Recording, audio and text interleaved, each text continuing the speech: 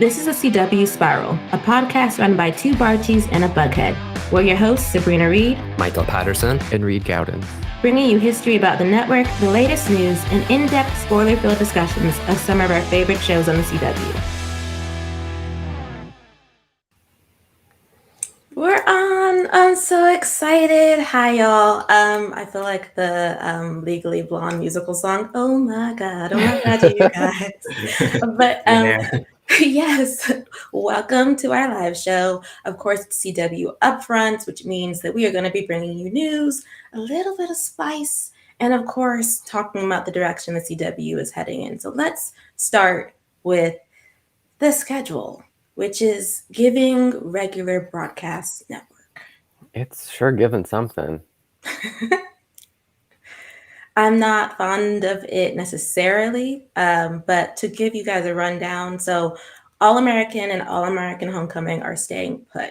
So it's because it's Monday, it's All-American Mondays. Then on Tuesdays, we're going without a superhero show for the first time, and I don't know how many years, but I guess they're giving us the Winchesters spinoff, so that'll bring in a supernatural crowd, and then we'll have Professionals, which is like adjacently Smallville or superhero if you count, like, because of Tom Welling in the lead. Then on Wednesday we get Super Wednesdays, so we have Stargirl, who's premiering in a fall time slot, which, Mike, I don't know about you, but that feels odd to me. Very much so. I don't like that we have to wait that long. It's a summer show. It's always been a summer show. Keep it as a summer show. I know. I mean, it's not quite making me scared for it, but I'm not liking the time slot. Then there's Kung Fu at 9 after Stargirl. And Thursdays, Walker Thursdays, yay. We're going to bump past Walker. If you've listened to our podcast, you know that's not a show for us. However, we will be there for Cat McNamara and Walker Independence. Cowboy hats, cowboy shoes. Lacing up the boots. We're ready. Yes, we are. We're ready. I mean, cautiously. I'm excited. Like, if you hear about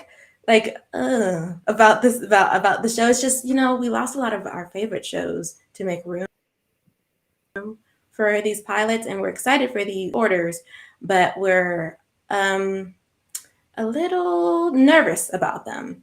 And then Fridays, this is when non-scripted television is going to be taking over everything. Penn and Teller will be on, Whose Line Is It Anyway? Saturdays is a new show. There'll be Magic with the Stars, which is going to be with Chris Angel. Then you have World's Funniest Animals. And on Sunday, we'll have Family Law and Coroner. So the schedule is not looking like it usually looks, and it's weird. No, I told you guys earlier when I was looking at it, it made me kind of emotional because I was like, where are all my buddies? Because this is like the first year without, even though I didn't watch all of those shows, this is the first year without all of the standbys on the schedule. And I was kind of like, this is really new and different. I don't know how I feel about it. Yeah, it looks kind of like, as we've mentioned already, like a normal network's kind of schedule. The CW is known for its genre kind of shows, and not as many of them are there. I know we count Stargirl as Arrowverse adjacent, but this is the first time, I think, since the CW went the Arrowverse route that we don't actually have a mainstream Arrowverse show on. I know they will be back mid-season, but you can already see the absence of Batwoman and Legends of Tomorrow on that schedule. Which, before we move forward, hashtag save Batwoman, hashtag save Legends of Tomorrow. That is something we're still going to keep pushing for. We'll talk more about that later. But as far as shows being held for the mid-season, which you would have thought Stargirl would have been, like Cody said, he feels the same about it should have been summer, stay in summer. But what else has been moved to the mid-season? There's Riverdale, season 7, which, final season, which I'm actually like, yay, I'm good with it. I'm not good with the possible 22 episode count, though. I feel like we need to wrap it up. Yeah, we're very much on record of saying that season 7 should be the final season, and it should be 10 to 13 episodes. We've got one of our wishes.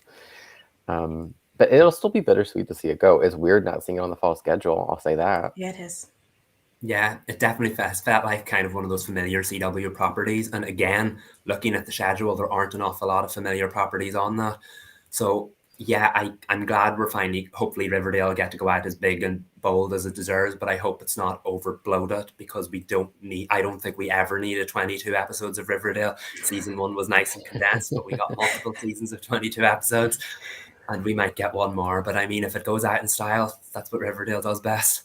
I mean, that's the plan. That's why the CEO, Mark Pedowitz, said they wanted to give Roberto enough room to complete the story. And he's happy with how they want to. I guess I'm not sure if they know how they're going to finish it, but he's happy with the episode count or where they're trying to get the episode count to.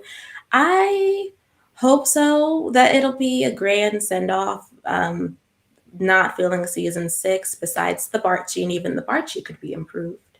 Mm-hmm. The supernatural powers should have been the thing that had us like roaring about this show like every Sunday, just lighting up Twitter with excitement. And instead, we fell behind so badly. We had to put it in timeout. It's okay. It is. But I always feel so bad. I didn't feel bad this season for Riverdale though, for putting it in timeout. And then we have Nancy Drew season 4 coming in the mid-season, which was a bit of a surprise. I was excited to be becoming a part of the Drew crew in the fall and talking about it on the podcast in the fall, but that's not the case anymore. We're gonna have to wait till 2023. I have to say, it kind of makes sense based on some alleged tea that we got yesterday. The quick post and delete from the Tom Swift writers' room. I don't want to get them in trouble again, but there's rumors of a season 2 pickup for Tom Swift, so that kind of makes sense if they're holding Nancy for 2023 to line up, like put the besties together, the Nancy verse on one night. That's true, because they are doing that in the fall schedule with the other franchise shows. They are all taking a night over. So perhaps Nancyverse, I don't know where to land, but we'll be calling one of the days completely over for a Nancyverse, which is going to be fun. I've seen Tom Swift. I can't quite talk about it, but I will say it's amazing, and y'all are going to get your life. And then The Flash season 9, Michael, I feel bad that The Flash is not going to be in the fall because that's a really weird decision to hold it until mid-season. However, depending on how things go with Candace Patton and depending on how season 8 ends, I might need the break to cool off. Yeah, your opinion might change depending on what happens with her. The Flash was kind of a mid-season show this year because they only did the 5-part Armageddon special at the end of last year, and then the bulk of the season kicked off this year. If that was a preview of what's to come, I mean, now we can get used to it because it will be so weird. I say it was weird seeing the absence of Batwoman at Legends, but I mean, and I know at least the Flash will come back, but it was very weird not seeing one of those staple shows like Arrow or the Flash on a fall schedule because we've just gotten accustomed to like the Flash taking up that like primary role. It was the network's biggest show for like 7 of its 8 years, so it feels strange not seeing it there at the beginning. But I think this could be good for the Flash. I hope it need. We don't know if it's going to be the final season yet. We don't. Apparently, neither do the network. But I feel like it could do with a little bit of time to get a solid, coherent 9th season. And there are rumors that it'll be a shorter one, so it makes sense to hold it to mid-season. It's very weird. I'm not going to lie. It feels weird as how the CW is launching a new era and not using one of its biggest launching pads to do that. But maybe this will work. Maybe the mid-season schedule will be stronger than the fall one, we'll say. But it does make sense to hold the Flash, even if it's a little strange. It does kind of worry me. Oh, why? Veteran show, mid-season. I don't know. Oh, okay. Good like point. Riverdale. But it also makes sense if they're holding Gotham Knights, if they're going to pair those together. Oh, that'd be an interesting pairing. But there is Superman and Lois. I don't know. I don't want those paired together though. I just because I feel like the fall off would be pretty harsh. Like obviously, if Flash goes first, then people will stick around for Superman and Lois. But if Superman and Lois goes first, they might not stay for the Flash, and that is due to the quality of season 8. I know there are Flash fans who have loved the storytelling of season 8. I think a good portion of fans, though, do not. And it is not, a lot of it has to do with the way Iris West Allen has been written, or in this case, written out. But it also has to do with like the overuse of supporting characters in main character plots. But I'm going to table that because there are so many, like there's so many soapboxes to get on, and that is one of them for me. If you've ever watched our Flash reviews, which you should, Michael and I are usually like, it would have been so much better had they, focused on Barry and Iris. So I don't know. I'm good with the mid-season drop. And Superman and Lois season 3, we're used to Superman and Lois being in the mid-season, so that's like not a shocker. Hopefully, they get everything in the can, so we don't get as many breaks as we did this season. Yeah, I'm happy about this one. Get it into production like ASAP. Get it in the editing room and hit play in January. I'm in two minds because the last couple, or all of the seasons of Superman and Lois so far, have been mid-season drops, and yet both of them have struggled with hiatus problems. Will the same thing happen with season 3? I don't know. And I know this is not related to the schedule, or the fall schedule, but we do have, it's just been announced, we have one more hiatus of Superman and Lois coming up. It will return on May 31st when it's supposed to. It will air the following week, but it will take a 1 week break before returning to air the 2 final weekly episodes. That was not originally planned, but here we are, another break. What did we do to deserve this? Nothing. We've been amazing. I cannot do any more of these breaks. It is like cutting into the momentum of the storytelling, which is sad because the storytelling is amazing. It is, and I feel like that's the thing that's holding it up, because by the time we reach the finale, I don't think we'll have watched more than 2 episodes in a row in a 10-week period because of how many breaks the show's had to take in between every returns for 4 episodes off, returns for 2 episodes off, and now it's going to return for 2 episodes. And yeah, it's only a 1 week break, but off the back of all these other breaks, it is hindering its momentum as it heads towards the finale. But okay, well, we're here regardless. We'll be waiting. Waiting for the stories to, come back. And also, waiting for Gotham Knights, which again, that being a mid-season hold, I'm fine with as well. I'm excited for the show. It's really hard to get excited about new superhero television given the fact that Legends of Tomorrow and Batwoman were canceled, especially canceled in the way that they were canceled. But I do want to give Gotham Knights a chance, especially because there's a Black Girl Robin. So, I'm tuning in. Like, it's happening. As superhero show fans, what was your guys' first impression of like the first look cast picture and like the art and everything, like the logo? I approached it from 2 angles. On one, I was like, oh, this looks stylish and edgy. And then the other half of me was like, everyone's going to look at this and think, oh, this looks stylish and edgy. Will the substance follow? It does have a no flights, no tights look about it. And we've already done that with Gotham. We've already done that with various other shows on the CW, or even various other superhero shows.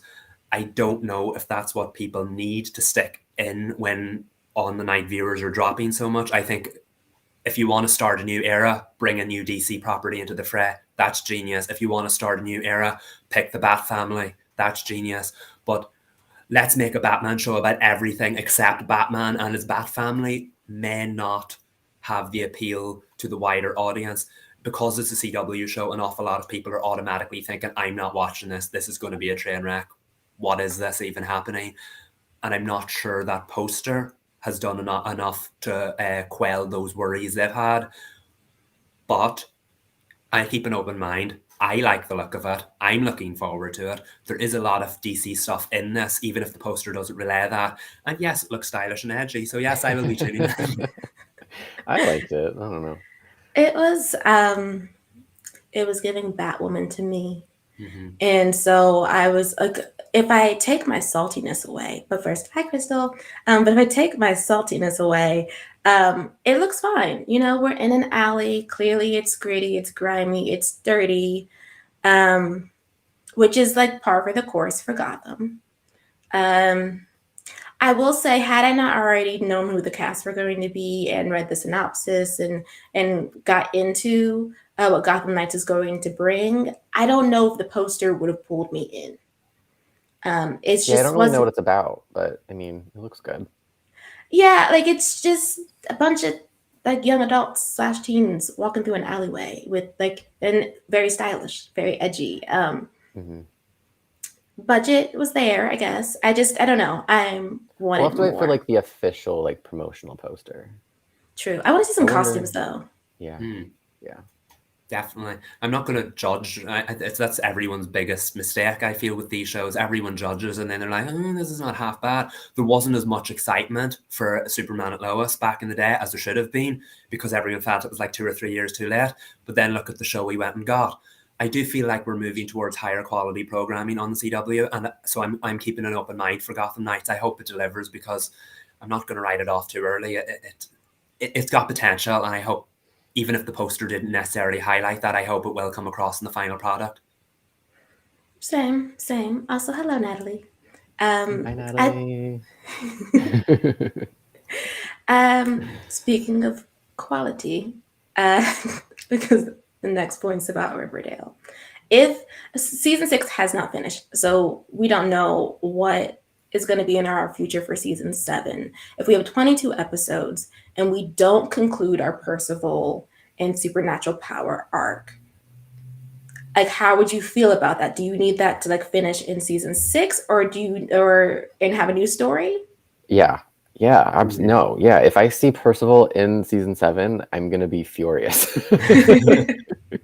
Absolutely not. I can't deal with it. No. Don't even put that in the universe. Okay, I take it back. I know They've had a really bad habit of doing that lately. Of like the videotapes wasn't resolved till like halfway through season 5. I'm probably being dramatic about that, but like a lot of stuff is carried over into additional seasons, and I'm like, can we like put a bow at the end of a season? And I fear now that that's what's going to happen. Is like this guy's going to show up in season 7, and I think 22 episodes. I'm just going to go on record. I'm sorry, this is my opinion. 22 episodes is a mistake. Mm-hmm.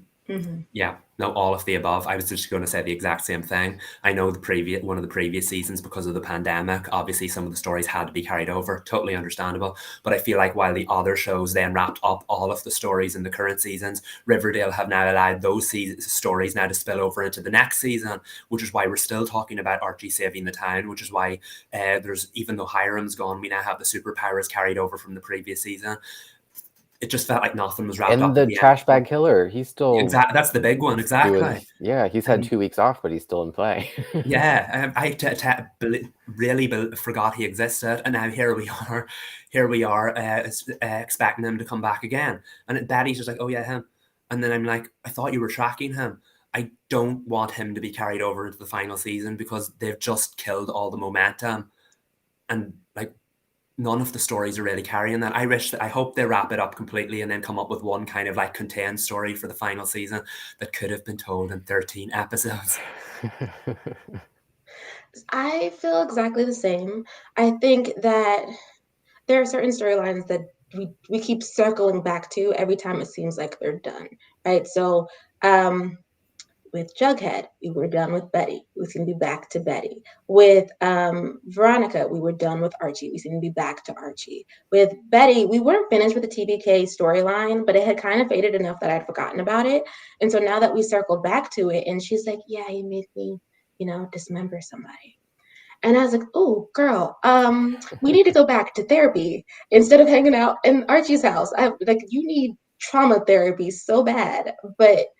And I'm sure as we move further into season 6, that's going to get pushed to the wayside for the big battle that will potentially have a part 2 that will be in the 22 episodes or possible 22 episomes of season 7. Natalie, that is why we also agree we cannot imagine a 22 episode season because they have a lot of material, but just because you have a lot of material doesn't mean you have enough story to tell it in. Mm-hmm. And I want us to start like tying these bows, like ending these stories, like get us to an end game that works for Riverdale. At this point, I'm even like, get us to an end game that works for Riverdale, even if it's regardless of ships. I don't even care if we're in limbo with some other ships. Just please finish the story. If I'm being honest, to hear all of these talks of like financial things happening behind the scenes, I'm like, I can't believe they're allotting the budget for 22 episodes. Is that shady?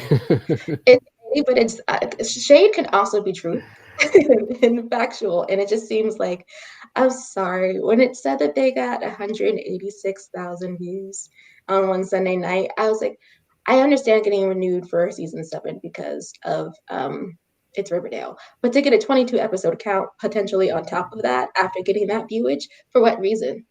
For what reason?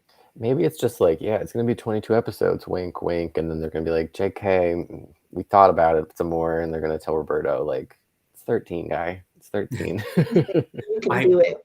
Yeah, I'm not a big believer in that. Why was this show cancelled when that show went on? So I'm not going down that route. But I can see statistically that it didn't make an awful lot of sense to renew a show that was getting 100 and something thousand viewers and cancel a show that was getting 600 and something thousand viewers. That to me doesn't make sense. The show does need to ride off into the sunset, absolutely. I feel like there were other ways around this, and if they're going to, I can't say that they shouldn't have renewed Legends of Tomorrow, and that they shouldn't renew Riverdale. It deserves the same respect, and that it's been on for that long, so it deserves its own conclusion. But do we need a 22 episode right off into the sunset? No. Exactly. So like maybe we should like fingers crossed for like a smooth 17, 18, like just to shave off some of the episodes. That's still too much. 15 it max. is. Oh wait, what if they gave him a 22 episode because we're doing another big event? I don't think we need that. The groan. It's a realistic possibility, but we don't need it. We don't want it. Why would We they don't do that? want it. It could be to do with the Netflix deal, because wasn't it this season, for some reason, Dynasty and Riverdale both were the ones with the longest episode counts, even though they were some of the lower performers. So maybe it's to do with that international deal. I don't know. But like a bumper season of Riverdale, the ride off into the sunset, isn't that special when it's practically been doing bumper length seasons already, and it isn't working. To use a recent example, Supergirl wrapped up with 20 episodes in season 6, and that it kind of felt rushed because they combined their stories for season 6 and season 7 all together, because they were supposed to do a 7th season and decided not to. It just didn't work because they were trying to do too much. Parts of it were great, and that's my fear of Riverdale. I feel like the show is consistently and continually, and right now, doing too much. Why do we need it to do too much in a final season? Just strip it back and condense it for 10 little episodes. I was just thinking, this season's already held for 2023. If they do 22 episodes starting in maybe not even January, the show will be on until at least next summer. That's a long time. Making the most of it while they still can. Okay. Well, anyway. We're here. We're not like Diana, who never watched, so she doesn't even have to deal with this. So Diana, jealousy, just a little bit, only because season 6 is so bad. But Michael, to piggyback off what you said about cutting like the episode down to sort of give up like better storytelling, I'm happy about The Flash potentially going down to, I mean, I know Grant negotiated 15 episodes, I believe. So if they keep The Flash to 15 to 18 episodes, I could be very happy with that. And then I could see how they want to push forward for more seasons, even though I don't think we have the storytelling for that, unless, the kids take over. Yeah. And I think the shortening it actually could maybe allow it to breathe a little bit better. I think if we have a shorter 9th season, that makes a 10th season more realistic and more believable. And I actually think I would want that, because again, the problem with The Flash is that it's so bloated at the moment, so that by the time it reaches the finish line, it's stumbling there. I don't care if he's the fastest man alive, he is not reaching that finish line. He is stumbling there. And so it's like, do we need another season of this? Whereas, and I say that as probably my favorite show of all time was, and I feel like if it had a shorter 15 episode season, it maybe would stick around for a little bit longer. I don't know. I'm in two minds about it. I think it's a good thing to have a shorter season, and maybe that'll allow for a 10th. But we have to see how the 9th season goes first, don't we? We do, which is why I was surprised by that news dropping, because I was like, we're not even like through with season 8 and it's dragging. And like, again, season 9 for me is not guaranteed. But like to even think about season 9 and then the potential future for The Flash, unless, the future of The Flash isn't that we'll get to season 10, or we'll get to season 10, but they plan to spin it off, which would be interesting.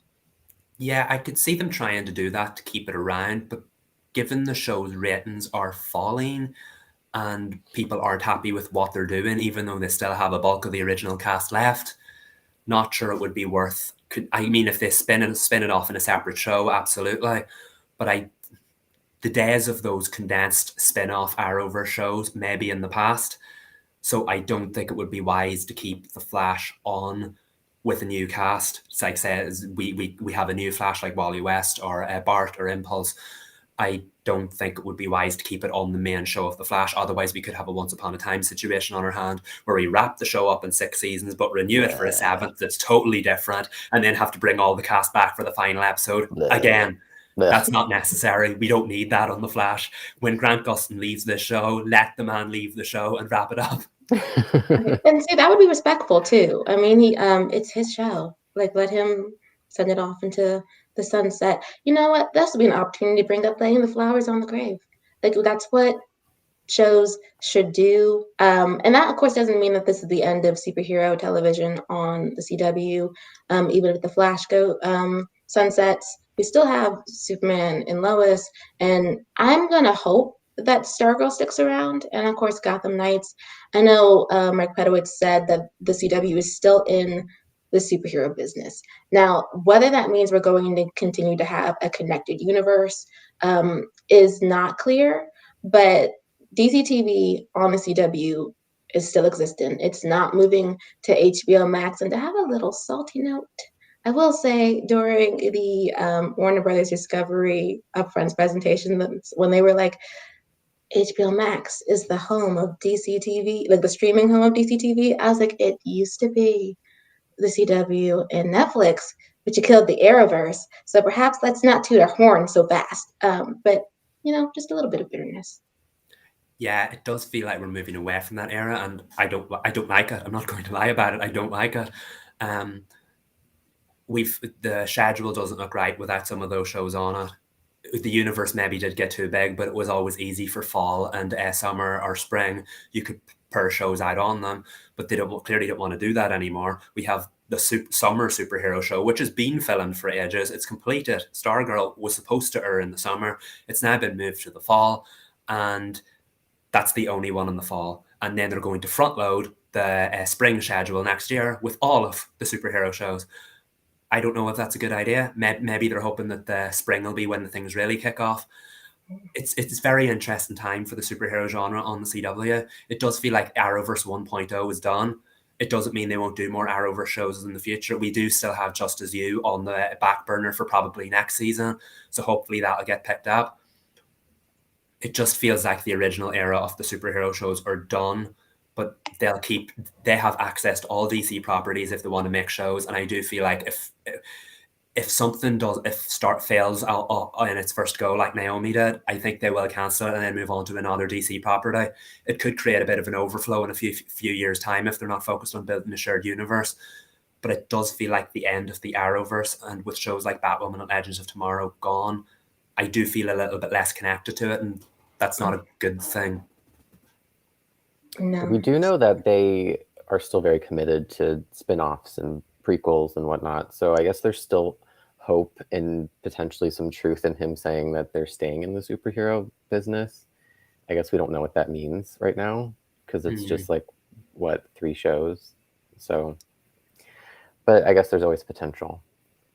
There is. But since we're talking about the future or the potential future of the CW, I hate saying this, but we have to now talk about its past. I know some fans were like, I hope during Upfronts they will address the cancellations. And they addressed the cancellations. I don't know if it's in the manner that fans hoped for, but some answers were given. So I am just going to read a few quotes, y'all, from Mark Pedowitz. So here we go. Now, he said the cancellations were based on some difficult financial and strategic decisions that needed to be made at every level. And despite some rumors out there, it wasn't a content issue.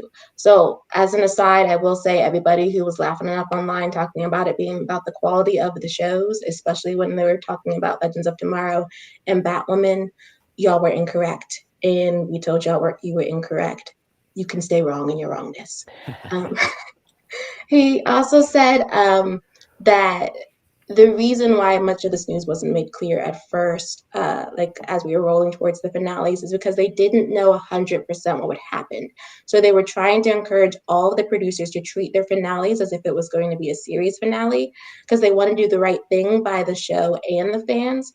But Mark Bedowitz also said that ultimately the producers were the stewards of their own creative vision, which means that if your show ended on a cliffhanger, that was not on the CW, but on the writers and the producers. So I feel really, really bad for the fans attached to the shows who didn't get a proper send off and goodbye for their show because uh, a game of chicken was played and they lost. I think what these quotes reveal, while they may not be what we wanted to hear, they were certainly kind of what I was expecting to hear.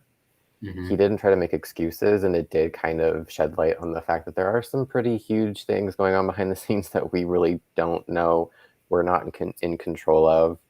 And it's just a really weird time for not only the network, but also the two former majority owners, Warner Brothers and CBS, who are providing the bulk, half and half of the content on the network. Those studios are also going through changes.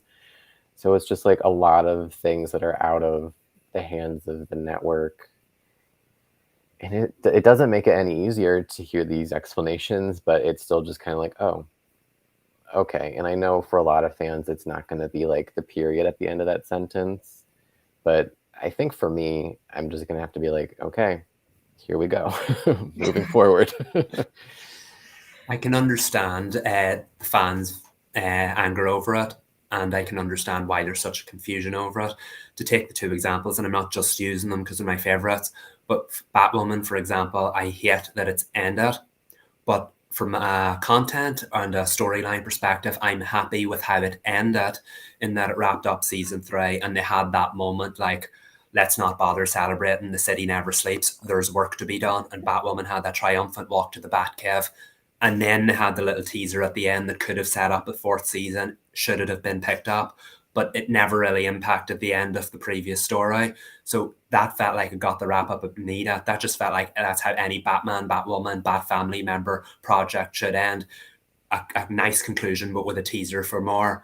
Legends of Tomorrow, for example, on the other hand, had 7 seasons worth of character development done, and it ended on probably the biggest cliffhanger in the show's history. Where do you go from that? You know what I mean? That's that example of playing chicken and losing. It just feels like, what was the point in getting invested for 7 years? So I do understand why the fans are so upset. I'm personally very upset as well. It doesn't make sense to cancel a show that old without any wrap up. Yeah, and the fact is they did want to wrap it up. I mean, Mark Pedowitz said that they would have kept them. They would have final seasoned them the way that you're supposed to. It was just out of their hands. And if you've read the Hollywood Reporter article, you know for some of the Warner Brothers shows, it was due to not wanting to pay a lease for the studio, like for the lot. And again, that is out of everybody else's control. Like that means like you guys did so great with your campaigns, which is unfortunate, like that they couldn't have made some of this news clear, because it was not about views. It was not about ratings. It was about financial decisions moving forward as Warner Brothers cuts its budget thanks to this merger. Yeah, I just feel like an awful lot of it was even out of the CW's hands, because we do know that those shows in particular were going to get another season, and that would have made total sense. So if anything, it gives me the clarity and the happiness that you can, when someone says the CW didn't like those shows, or that the CW cancelled them from a content perspective because they weren't very good. We know that's not true. The network wanted to bring them back for another season. It's just kind of gotten to think that it was out of their control, even though they still had faith in them, because those stories should have gotten a wrap up. And I know we were all heartbroken about our own shows. I know Reed will never recover from the Dynasty cancellations. Sabrina, the Batwoman at me with Legends. But if any of them ever had a pickup or a follow up, I feel like Legends with a movie would be the easiest one to make happen. Not just because of the Warner Brothers connection, but just that show would work as like a wrap up movie. And considering we're talking about the same network that did Bebo Saves Christmas just last season, it just feels like a no brainer to do it at some point. So I just hope that before the book is fully closed on Legends of Tomorrow that happens. I hope so. I'm going to say, okay, so y'all, we're entering into like the green table talk discussion right now. And that means that we need to be honest and real about the future of a lot of these CW shows that got canceled. I'm going to speak from the I perspective here. I think the show with the best shot of getting a continuation, and I'm not saying a season, I think if you want your show to move forward, it's going to have to come in a TV movie, and that is Legends of Tomorrow, like Michael mentioned, because of the public outcry, because of the cliffhanger, because there's already precedents for a Legends of Tomorrow-esque movie on the CW, even though it was animated and it was about Bebo, it still exists. I think that is the CW show with the best path forward. Second would be Batwoman, but that is second by there's a lot of distance between Legends of Tomorrow and Batwoman for me when it comes to whether or not the hashtag Save Batwoman movement is going to be able to push forward and get a continuation of any kind. Again, movie is the best option. As Michael mentioned earlier, they did wrap season 3 in a way that while it's not satisfying for fans because they wanted a season 4, it's satisfying when it comes to the storytelling. Now, I do want to see Megan Tandy as Catwoman. So, and they did tease that would have happened in season 4. So if we had a Batwoman movie, I'd be all for it. I would still hashtag save Batwoman my behind off to get a movie. I just think that a lot of the energy is going to be pushed into Legends of Tomorrow, and that's where it should be. I agree with you. I think these two shows have the best path forward, and I don't want to confuse that with just because they were canceled together and before the rest of them, but I think just the kind of shows that they are and the kind of universe that they're a part of, there's doors to bring these characters back. There's obviously a lot more demand. And even if they do come back, like it's probably not going to be this year, probably not going to be next year, but there's a will, there's a way. Like we're in the reboot revival era, and like give it 5 years and maybe it happens. Give it 2 years, maybe it happens. But for the rest of them, as much as we know now that the CW probably didn't want to cancel the bulk of its content, like let's be honest, like they didn't wake up on Thursday, May 12th and we're like, let's just cancel 9 shows today. I just don't think that to that end you cancel 9 shows and then any of them have a chance of coming back. That's my perspective. I don't see that's so many shows for two production companies to shop around. And I think that if any of them were going to have some sort of future on a different platform, that would have been maybe not announced, but alluded to in the cancellations, and especially today. But Mark Pedowitz didn't make any mention of WB or CBS shopping anything around.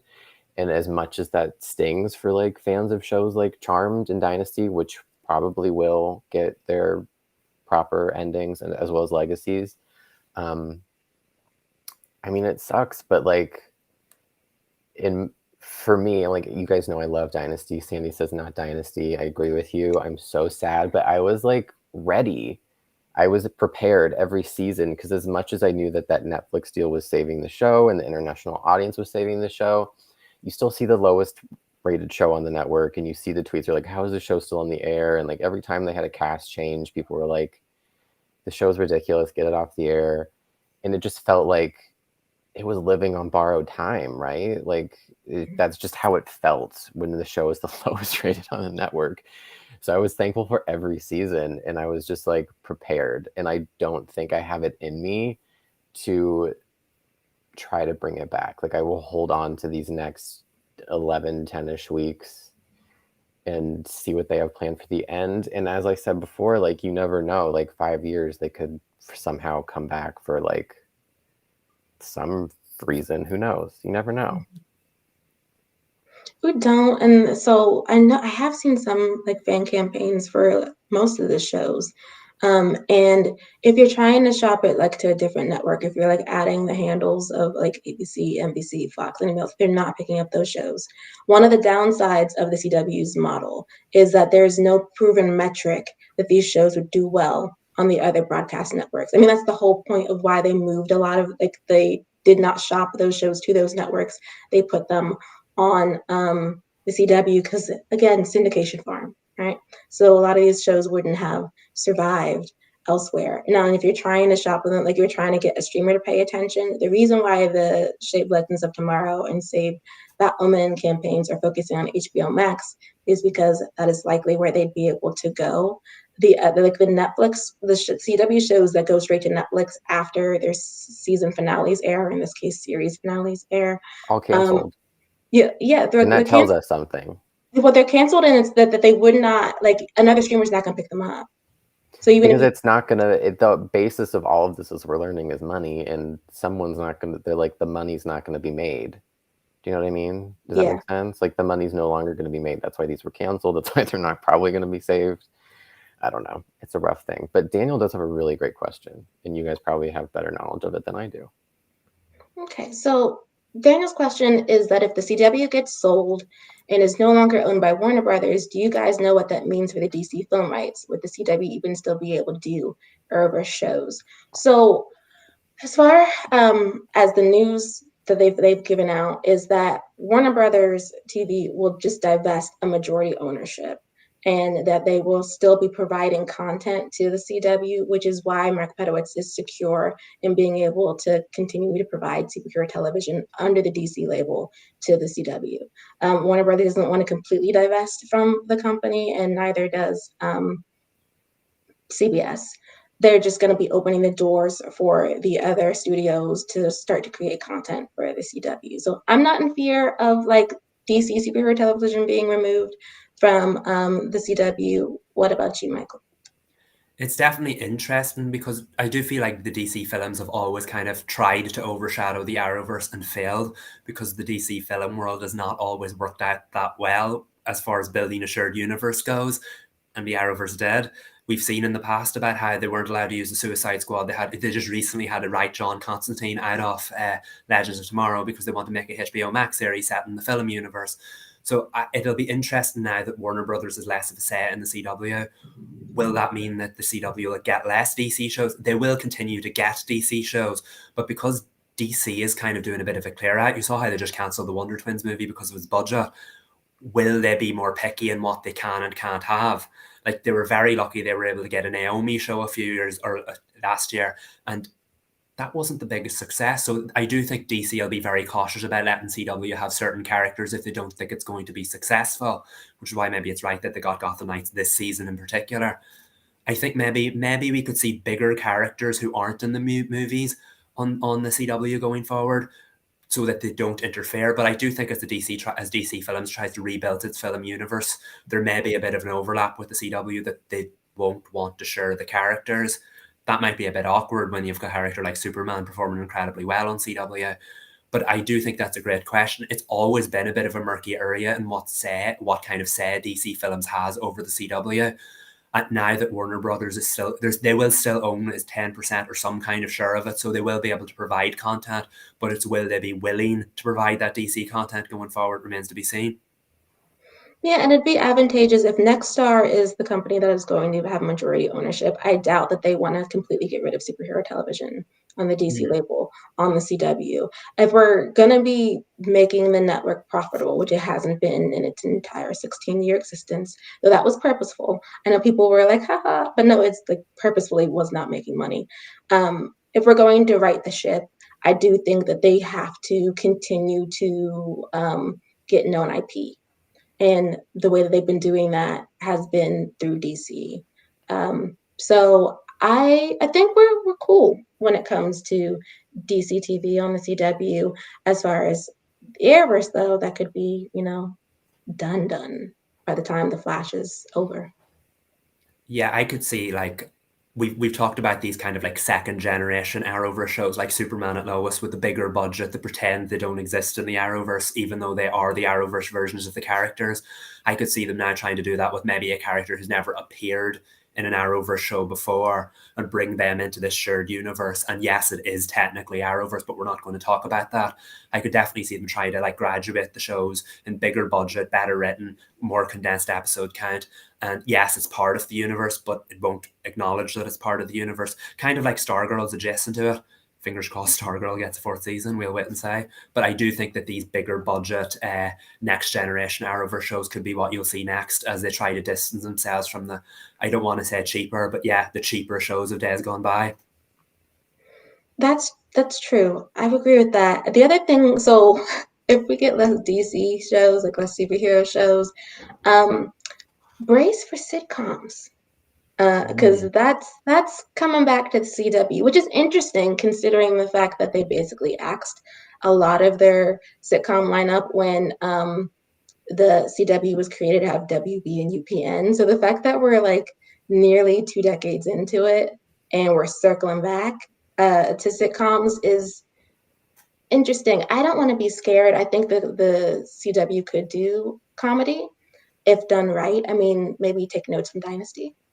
But we'll see.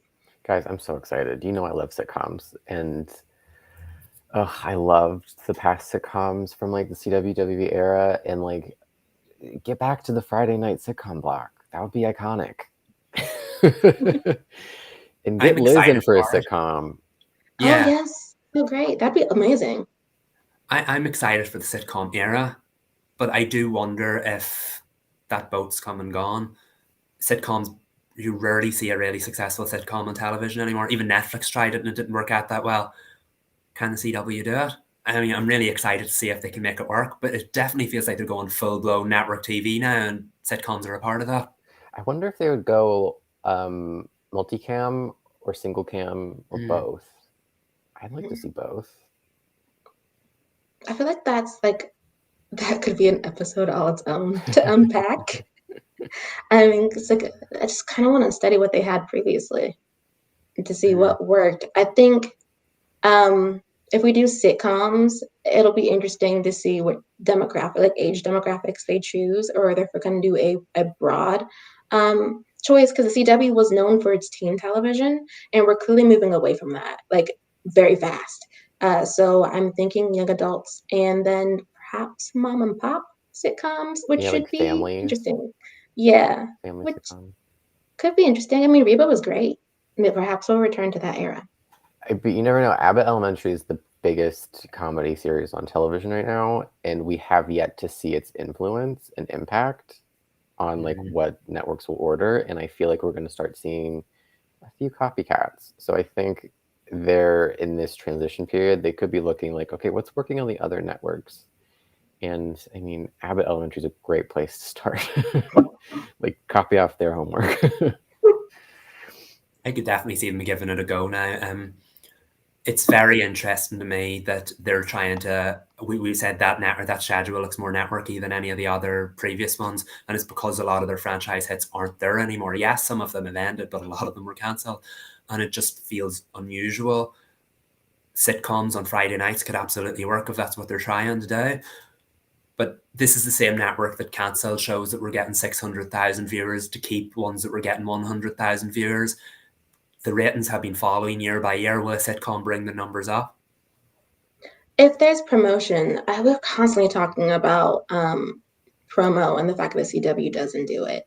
I think in this new era, depending on how well they get on their legs and start running, it'll be really interesting to see CW stars on talk shows, to see CW commercials playing everywhere. I mean, because they always front load at the beginning when a show drops, and then it peters out. You never see them.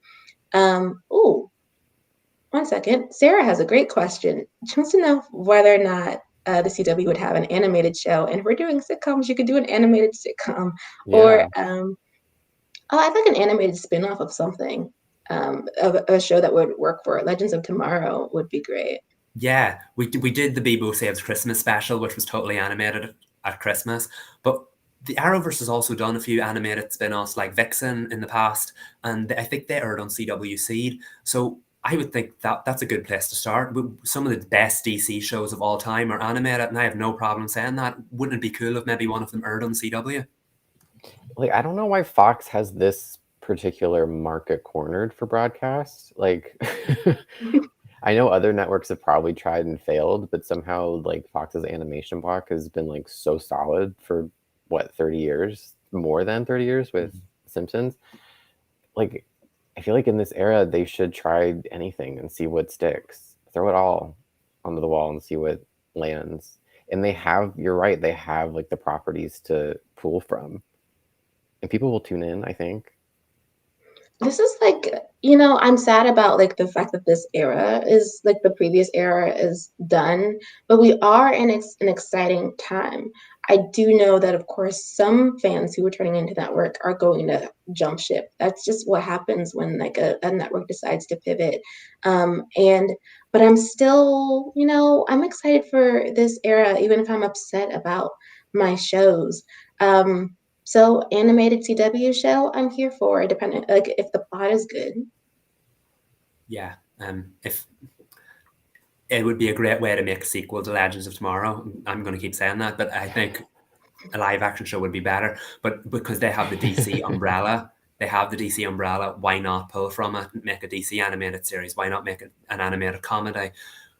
The CW has many, many faces, and everybody still thinks it's teen drama, and we've moved away from that. I get they're trying to move back into maybe teenager college drama as they mature, but they've a lot of things to work with, so maybe throw an animation into the mix would be a good idea.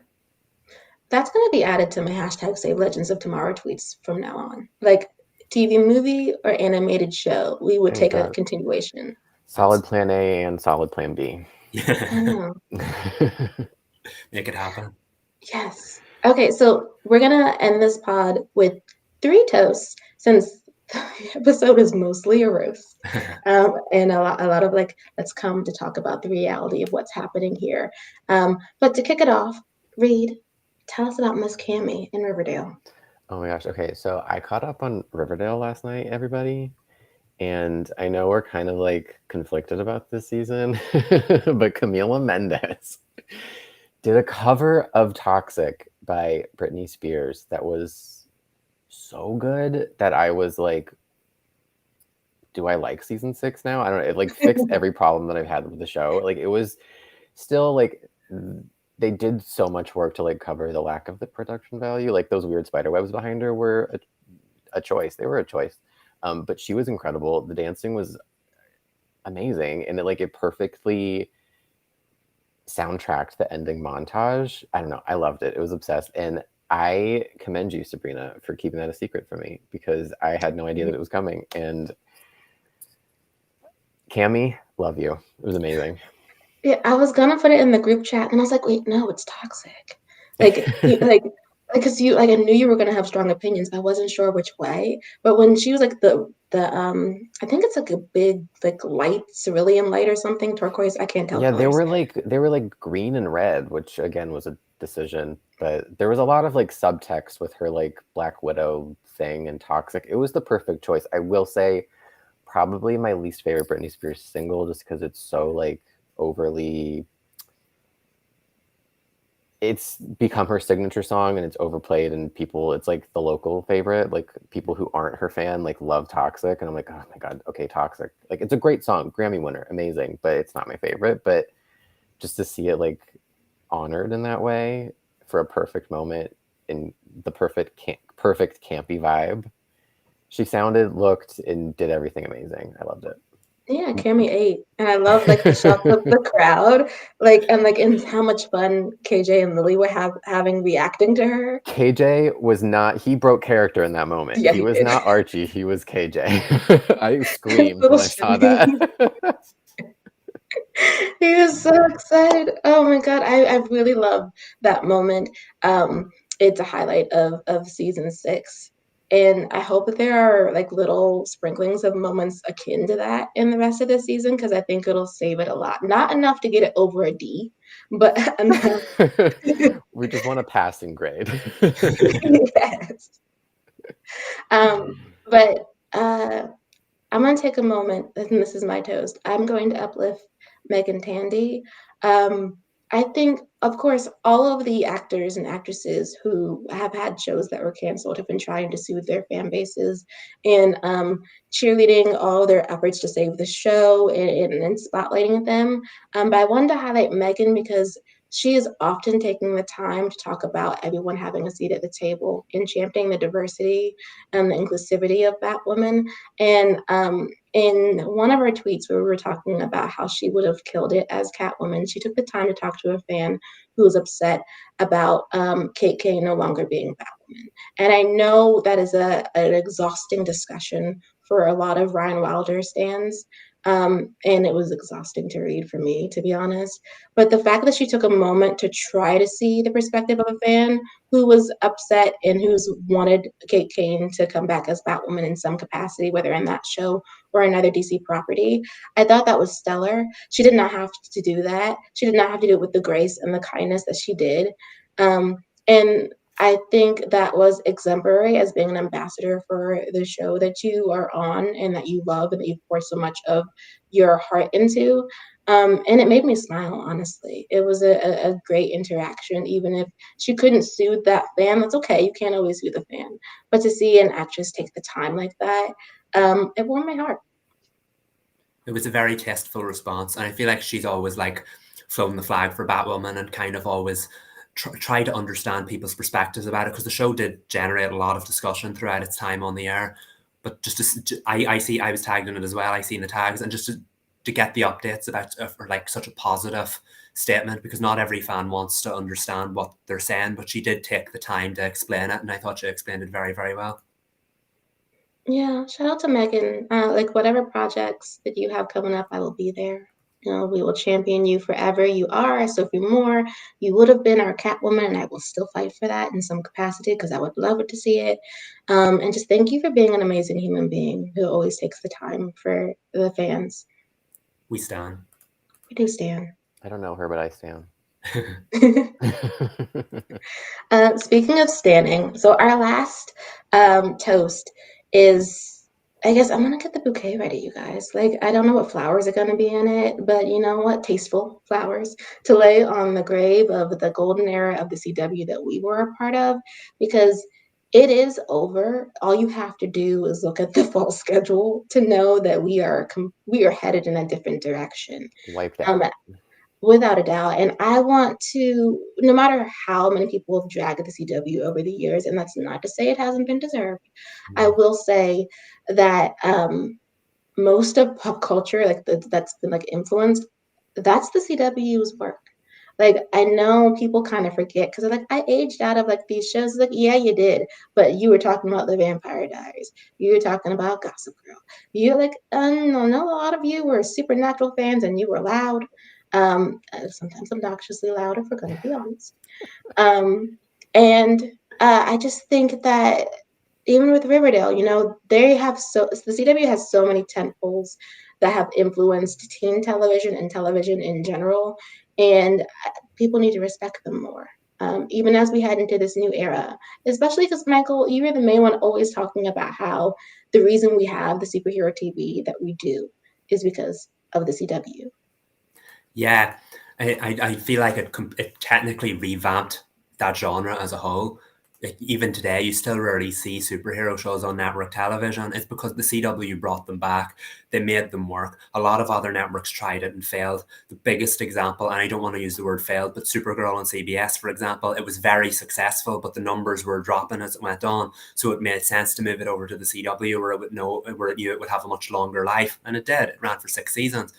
But not to hijack this and talk about Legends of Tomorrow and Batwoman again, it just feels like as we're bidding farewell to those shows, we're bidding farewell to an era as well, because the CW was its own brand for so long. It started as teen dramas, must-see Gossip Girl, must-see Vampire Diaries, and then it evolved into a superhero network, must-see Arrow, must-see Flash, must-see Supergirl, must-see Legends, must-see Batwoman. And now it feels like the evolution has begun again. This is kind of like what it would have been like to be part of that merger when all the WB and UPN stuff moved over to the CW and a lot of it didn't. It kind of feels like we're doing that again. It all begins again. And who knows, the new schedule is very different. Yes, there's a lot of franchise properties, but the brands and the kinds of shows we're getting are quite different. So it feels like as one new era starts, another one has ended. So I think we all just wanted to take this opportunity to pay tribute to the CW of what was. Yes, a lot of it should still be on the new schedule, let's not lie, but it feels like the end of an era, and I don't want this new one to begin without acknowledging it. Mm-hmm. It's so bittersweet. And thinking back to like the beginnings, you think of that as the golden era because it had like those influential shows that we've been mentioning. But when you look at the schedule now, the absence of this particular collection of programming, it's really felt. And no matter which way you slice it, this network has always made shows that people love. And that's why you see people going to bat on Twitter with hashtags. They don't want to see these shows end. And it hurts when they do. And even if they don't ever come back, even if they do, it's still in this moment is just weird to be a fan of this network, to look at the schedule and not recognize it, to see that a certain era that we got comfortable in, that we like relied on, that we expected to always come back, that safety net has just kind of been pulling out from under us, and we're just kind of like, okay, we're here now, open to it, kind of, but it's still, you got to lift up the class of 22 because they were some of like the best shows that I think the network has ever had. Even though we're not a fan of all of them, like just look at these shows and the fandoms that they created. Like you can't deny that. You can't divorce any of that from this conversation and this particular lifting up of an era. It's hard to see this light go out. It is, which I guess that means we have a fourth toast. So our last one is to the fans. Yeah. You have brought so much joy and art and creativity to the shows that you loved. I think the reason why the CW shows have thrived the way they have is because of you guys. And yes, obviously the teams behind them, that's a given. But it says something, when a fan base will fight that hard to keep you, to try to get your show to be moved to another network or to another streamer. So if obviously everyone is upset, but it was worth your time to watch. It was worth your time to put your heart into everything you created for these shows. It was worth your time to create the friendships that you have had along the way, to stand the actors and actresses that you've adored. I know for some of you, this might have been your entry into the entertainment industry. Perhaps the CW has grown new writers, whether they're for TV or they're for entertainment, or people who want to produce or people who want to direct or showrun, because you fell in love with these shows. And I think that should be applauded. So even though we're laying like the flowers down on this era of the CW, it'll be forever. They can't take how you felt about these shows away. And I think that's what's most important. And look, even if people haven't watched these shows that were canceled, they're still worth watching. I've seen a lot of like, oh, what's the point now? They got canceled. And it's like, no, like there's still 4, 5, even 3 seasons of engaging storytelling to watch. And even, I'm sorry, but a cliffhanger, it's a serve. Like, I love a cliffhanger sometimes. It's like, you love to feel something, and a cliffhanger makes you feel something. And it sucks to end on a cliffhanger, but still a serve. So they're still worth engaging with. Don't just like completely ignore these shows because they were canceled. Cancellation doesn't mean anything about the quality, and we know that about these shows. That's true. And to piggyback off of that, now that they've been canceled, they're fully yours now. Like you can do whatever you want to give them the proper endings that they deserved. So if you're a fanfic writer, go crazy with your fix-it fic. If you're a fan artist, create that comic that you've always wanted to see, or create that ending image that you've always wanted to see. Don't give up on the art that you create for the fandoms that you love. Because it's needed and you're needed, and the love that you've given into fandom has always been appreciated. So with that, we're going to end. I'm getting a little emotional now. Yeah, that concludes our green table talk. We're The Spiral. I'm Sabrina. I'm Michael. And I'm Reed. we will see you guys the Monday after next. And we'll be back then to talk more CW ridiculousness, nonsense, and the All American finales. I'll be up to date, y'all. I promise. All right, bye. Bye, guys.